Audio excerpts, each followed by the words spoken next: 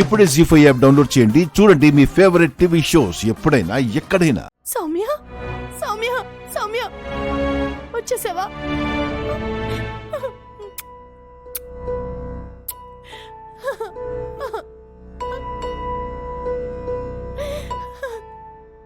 నువ్వేమైపోయావునని నేనెంత కంగారు పడ్డానో తెలుసా?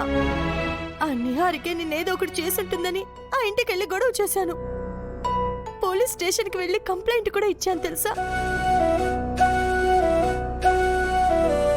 ఏమండి, ఏంటండి అలా చూస్తున్నారు? మన స్వామి వచ్చేసిందండి, దగ్గరికి రండి. మన కూతురు మన దగ్గరికి వచ్చేసిందండి.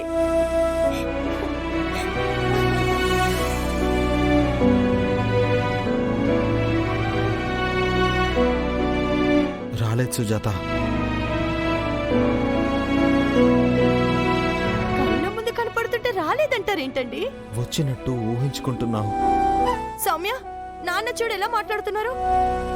నువ్వు నా కళ్ళ ముందే ఉన్నావు కదమ్మా. సౌమ్య సౌమ్య సౌమ్య సౌమ్య సౌమ్య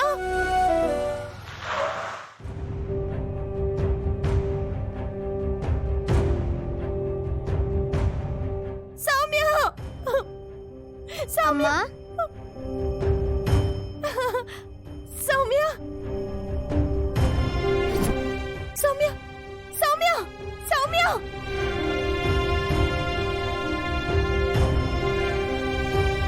అవని, వెళ్దాం పద.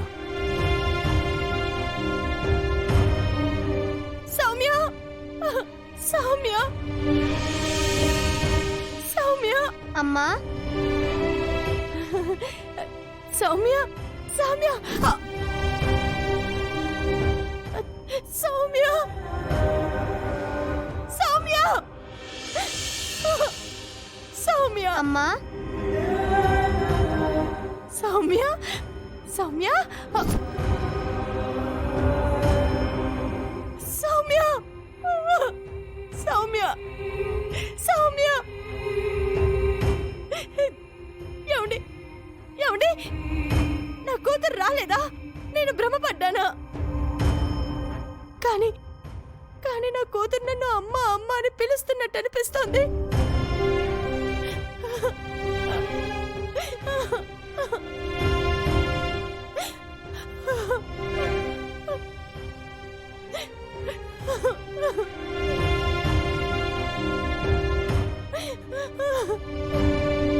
అక్క,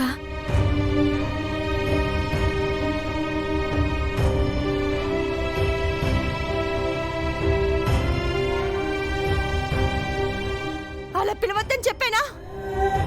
పేరు పెట్టి పిలవడానికే కదా నాకు సుజాత అని పేరు పెట్టారు.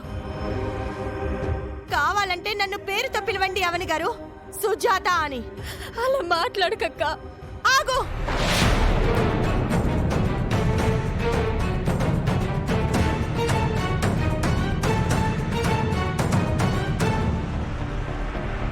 నా ఇంట్లో కడుగు పెట్టొద్దు.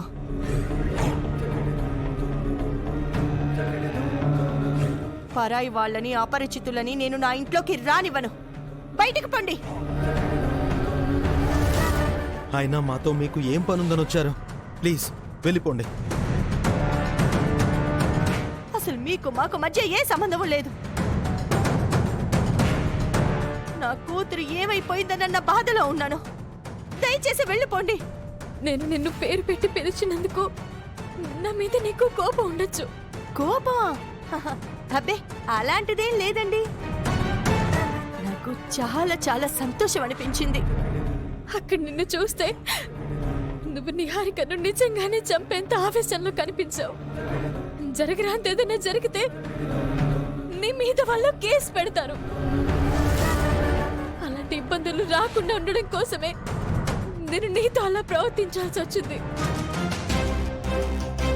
నీ కోపాన్ని ఆపడానికే అన్నని మాటలు అనాల్సి వచ్చింది. అంతకు మించి నాకు మరొక ఉద్దేశం లేదక్క. అలాంటి మాటలు మాట్లాడుతున్నప్పుడు నా మనసు ఎంత విలవిల్లాడిపోయిందో నీకు తెలీదు. గుండెల్లో ఎంత భారంగా అనిపించిందో నీకు కనిపించలేదక్క. బావా, అక్క హంతకరాలుగా మారి జైలుకి పోవడం నీకిష్టమేనా? అక్కడ చెయ్యాల్సిందంతా చేసి ఇక్కడికొచ్చి మా ముందు నాటకాలు ఆడుతున్నారా? అవని నిజాయితీగా చెప్తుంది వదిన. ముందు మీరు బయటికి నడవండి.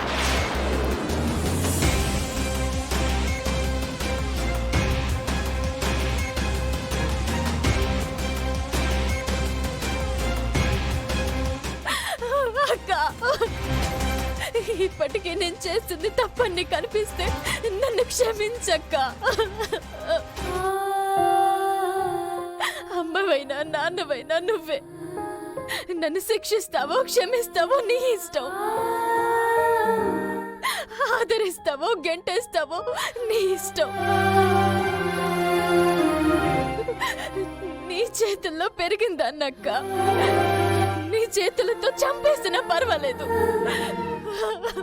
సుజాత, అవని చేసింది కరెక్టే అని అనిపిస్తోంది. నువ్వు చేయకూడదు అక్కడ ఏమైనా చేసుంటే నా పరిస్థితి ఏంటి, సౌమ్య పరిస్థితి ఏంటి? అవని చెప్పింది నిజమే కదా. నీ చెల్లిని క్షమించు సుజాత. నన్ను క్షమించక్క.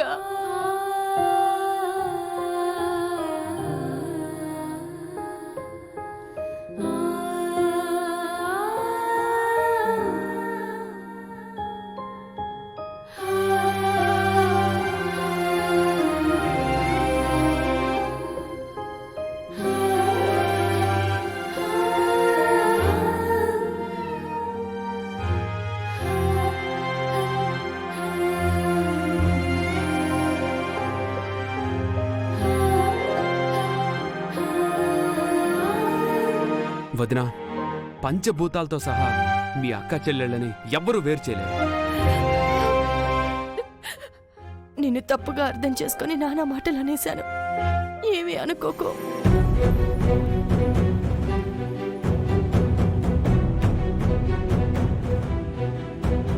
నేను కూడా నిన్ను అపార్థం చేసుకున్నాను. క్షమించు శ్రీకర్. అయ్యో పర్లేదన్నయ్య. మీ స్థానంలో ఎవరున్నా అలాగే ఎమోషనల్ అవుతారు. మేము మిమ్మల్ని అర్థం చేసుకున్నాం. అక్క, ఆ నిహారిక మీద నాకు అనుమానంగా ఉంది. నాకు కొంచెం సమయం ఇవ్వు.